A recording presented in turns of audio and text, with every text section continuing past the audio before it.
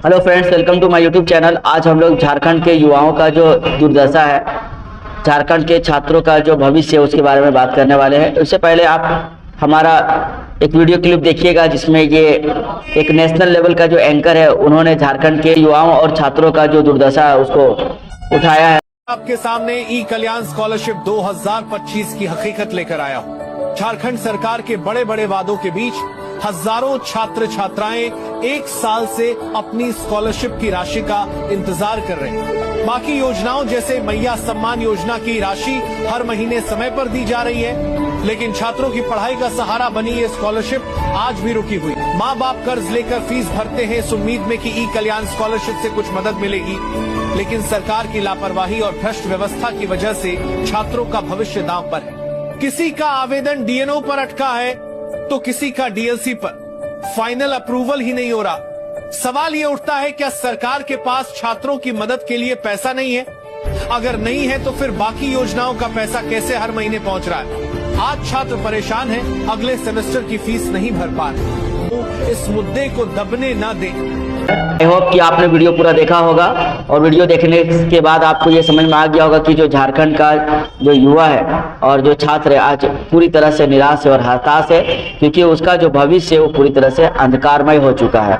उसका जो वर्तमान है वो पूरी तरह से दयनीय स्थिति में अटक गई है। युवा अवस्था जो होता है वो विकास करने के लिए अग्रसर होता है। युवा अवस्था में जो छात्र होते हैं परिश्रम के साथ पूरी तरीके से युवा जो होते हैं अपने पूरे उम्र को परिश्रम के साथ कुछ नया मुकाम हासिल करने की कोशिश करते हैं, और अगर इस दौरान अगर इसे मौका मिले तो वो कुछ नया और कीर्तिमान रच सकते हैं। लेकिन झारखंड का जो युवा है और जो छात्र है उसको पूरी तरीके से अंधकार में धकेल दिया गया है झारखंड की जो राज्य सरकार है उसके द्वारा।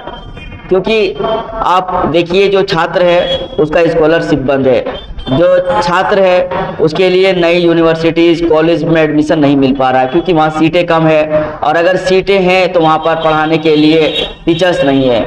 मैं आपको एक ऐसे कॉलेज के बारे में बता रहा हूँ जो हमारे झारखंड के गिरिडीह जिला में है, जहाँ पर इंटर वालों का जो पढ़ाई है वो हफ्ता में 1 या 2 दिन होता है। आप उसके बारे में पता कर सकते हैं। मैं आपको हिंट दे देता हूँ, रोटरी क्लब जो गिरिडीह में रोटरी क्लब है उसके आसपास एक आपको कॉलेज मिलेगा। मैं नाम लेना अनिवार्य नहीं समझता हूँ क्योंकि इससे हो सकता है कि हमारे ऊपर कोई कार्रवाई हो जाए। तो मैं रोटरी क्लब के आसपास जो कॉलेज है मैं उसके बारे में बात कर रहा हूँ। आप जाकर के वहाँ पता कीजिए कि वहाँ इंटर की जो पढ़ाई होती है उसमें क्लासेस 1 या सिर्फ 2 दिन होते हैं हफ्ते में। किसी किसी को 3 दिन का क्लास मिलता है क्योंकि वहाँ पर पढ़ाने के लिए टीचर्स नहीं है, क्लासरूम नहीं है।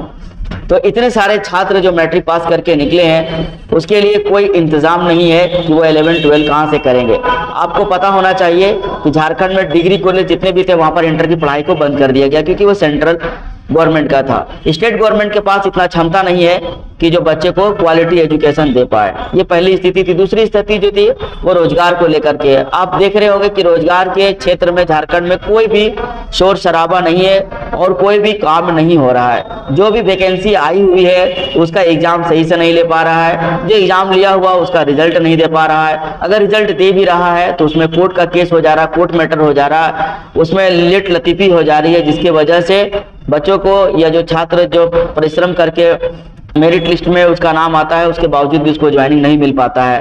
तो ये झारखंड की लचर व्यवस्था है जिसकी वजह से ये सब देखना पड़ रहा है। कि मैं एक एजुकेशनिस्ट हूँ और मैं एक एक्टिविस्ट हूँ।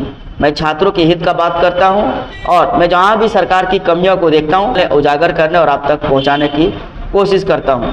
तो मेरे यूट्यूब चैनल को सब्सक्राइब करके बेल बटन को प्रेस कर ले और ज़्यादा से ज़्यादा शेयर करें, मेरे कंटेंट को लाइक करें, अगर अपना इम्पोर्टेंट फीडबैक कमेंट के रूप में दें। तो अभी हम छात्रों को युवाओं को क्या करना चाहिए? तो देखिए, अभी का जो दौर है उसमें जागने और जागरूक रहने का दौर है। हमें प्रोटेस्ट के थ्रू से शांतिपूर्ण तरीके से राज्य सरकार के खिलाफ कोई आंदोलन करना चाहिए, जिससे कि सरकार को ये बात समझ में आए कि जो छात्र है वो सच में उनको जरूरत है, रोजगार की जरूरत है और सच में क्वालिटी एजुकेशन की जरूरत है। अभी आपने क्या देखा है, कल जो हमारे पैरेंट टीचर लोग थे वो हमारे जो मंत्री थे सुदीप कुमार सोनू जी से उसके घर घेराव करने के लिए गए थे, तो उनके घर को घेराव करने से पहले ही उनको अरेस्ट कर लिया जाता है और पुलिस के द्वारा उन्हें रोक दिया जाता है। यानी कि वो मंत्री से मिल भी नहीं सकते, उसका घर भी घेराव नहीं कर सकते। मतलब आप वोट दे करके मंत्री बनाइए, लेकिन अपना हक मांगने नहीं जाइए। अपना हक शांतिपूर्ण तरीके से मांगिएगा तो कोई सुनेगा नहीं।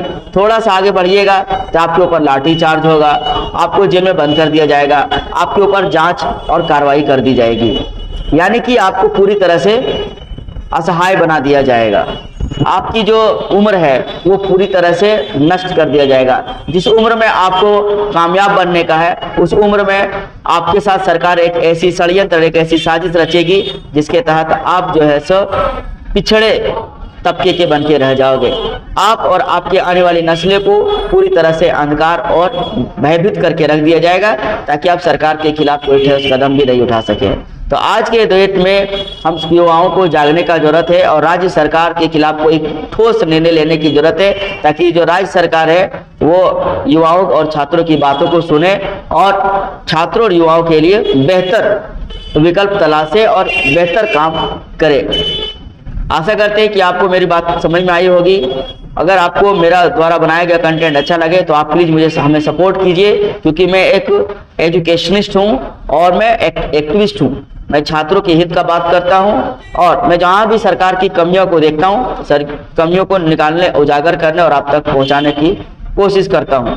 अगर आप मेरी बातों से सहमत है तो मेरे YouTube चैनल को सब्सक्राइब करके बेल बटन को प्रेस कर ले और ज़्यादा से ज़्यादा शेयर करें, मेरे कंटेंट को लाइक करें, अगर अपना इंपॉर्टेंट फीडबैक कमेंट के रूप में दें। मिलेंगे नेक्स्ट वीडियो में। Thank you for watching.